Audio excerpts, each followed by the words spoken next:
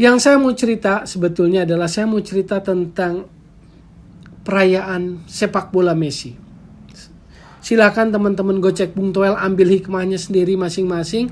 Saya mau mulai dengan bahwa dia lahir di Rosario, Argentina. Dia dari keluarga yang tidak berkecukupan atau kurang mampu. Diketahui memiliki hormon defisiensi, terutama sejak 8 tahun diketahui itu.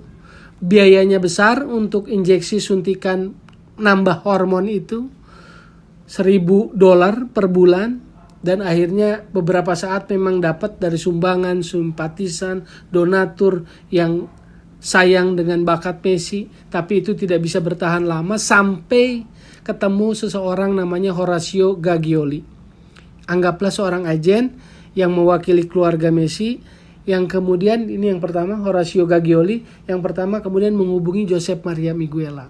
Jadi Josep Maria Miguela ini orang yang dianggap punya akses dan hubungan baik ke Barcelona. Karena dia pernah jadi translator untuk pelatih Barcelona asal Inggris tahun 70-an, Vic Buckingham. Jadi dia punya hubungan baik karena dia bukan sekedar translator, tapi dia juga adalah asisten pelatih, asisten manajer, talent scout, dan juga agen pemain. Nah, Horacio Gagioli ini mengenalkan Messi atau menyampaikan kabar tentang bakat sebesar Messi itu kepada Josep Maria Miguela. Dan Miguela terbelalak ketika melihat videonya Messi. Dia langsung teringat Maradona. Dia bilang, ini mengingatkan saya pada Maradona, katanya.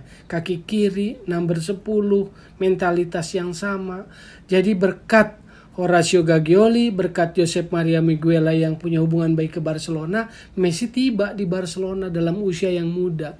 Tidak serta-merta langsung diterima, prosesnya juga lama karena pasti ada keraguan di masa-masa awal terhadap kemampuan Messi. Tapi ada satu nama lagi yang begitu percaya pada talenta, pada bakat yang dimiliki Messi, yaitu namanya Charlie Rexach. Dia sahabatnya Johan Cruyff, dia tangan kanannya Johan Cruyff, dan saat itu Charlie Rexach yang asli Katalan itu posisinya sebagai penasehat sepak bola bagi presiden Barcelona saat itu, Joan Gaspar. Nah, Charlie Rexach lah yang akhirnya berkomitmen secara pribadi, secara personal lewat kontrak di atas tisu itu loh, yang sebetulnya adalah komitmen personal dari seorang Charlie Rexach agar Messi tetap di Barcelona di atas tisu di Pompeia Tennis Club di Montjuic. Itu tadi perjalanannya Charlie Rexach. Masuklah ke Barcelona Messi, masuklah Masia, masuk pendidikan trainingnya. Dan yang berjasa lagi siapa? Orang-orang yang punya pengaruh karir besarnya adalah Gerard Piqué dan Cesc Fabregas. Waktu Messi ada di kelompoknya mereka, Gerard Piqué dan Cesc Fabregas, apa yang pertama kali Gerard Piqué terlintas di pikirannya waktu lihat Messi? Jadi kami harus main dengan anak kecil ini, katanya. Bocah kecil ini yang lebih mirip adik saya, kata Piqué. Jadi dalam pikiran Piqué pertama kali lihat Messi, ini lebih mirip adik saya, tapi saya harus bermain satu tim dengan dia. Dan gak lama kemudian setelah mereka latihan bersama, tahu gak?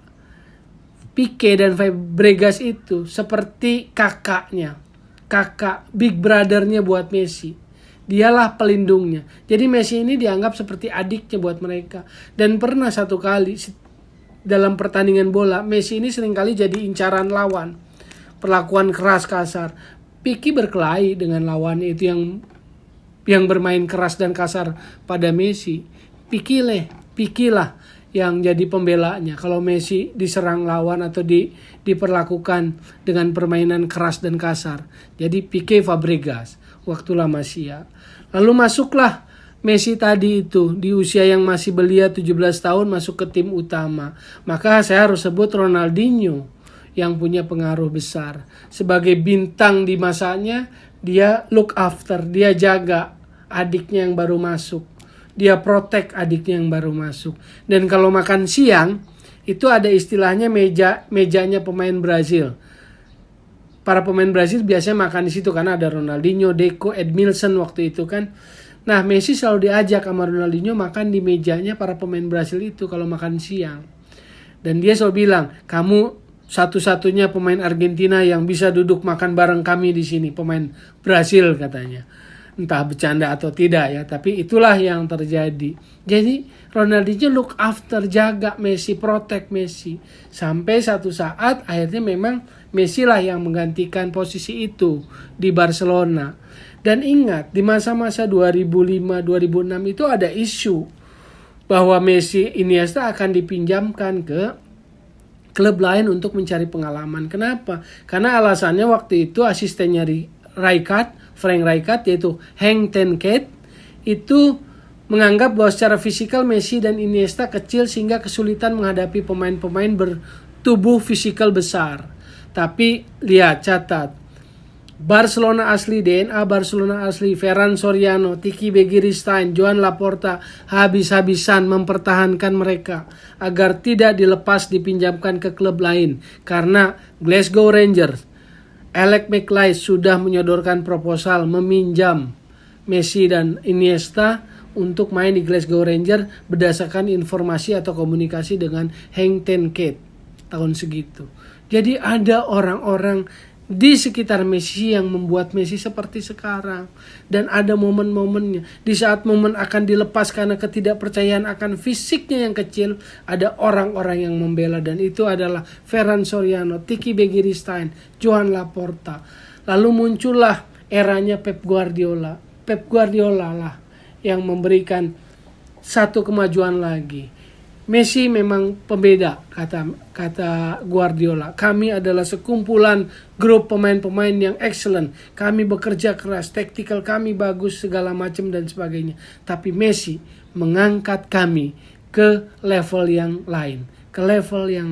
Another level dia sebut, seperti itu. Pep Guardiola buat Messi. Itulah Messi dalam perjalanannya dari awal sampai akhir di Barcelona saat ini. Jadi Messi bukan sekedar transfer pemain biasa.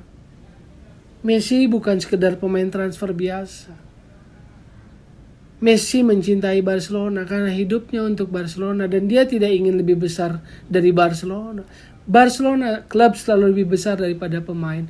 Tapi ending yang seperti ini pasti bukan ending yang diinginkan siapapun. Menurut saya, Barcelona, Camp Nou harus memikirkan penghormatan yang layak, yang pantas bagi Messi. Sebelum kita melihat Messi berkostum lain di musim yang sebentar lagi bergulir ini.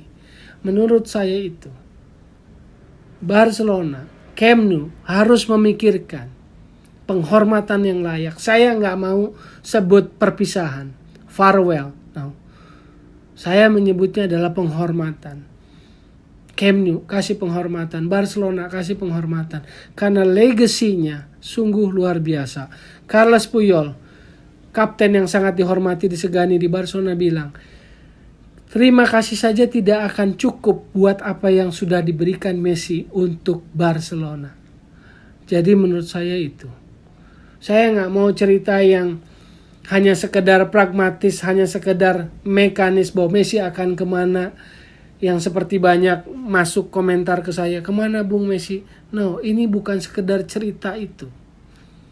Ini sebuah kisah yang panjang dan di dalamnya ada pesan-pesan yang luar biasa tentang sepak bola. Semoga Messi tetap, maksud saya, dimanapun dia adalah seorang Messi dan tetap bahagia gitu. Walaupun tadi saya berharap sebelum musim bergulir Messi mengenakan kostum lain, Barcelona dan Camp Nou menurut saya layak memberikan penghormatan yang baik untuk Messi. Karena Messi nggak dapat kesempatan seperti Iniesta pertandingan terakhir, Xavi atau Puyol. Tapi tiba-tiba saat hampir sepakat kontrak perpanjangan sampai 2026, ada situasi yang kemudian sangat mengagetkan. Messi dan Barcelona berpisah. Saya pikir pesannya, slogan terakhirnya adalah Football is School of Life. Sepak bola adalah sekolah kehidupan.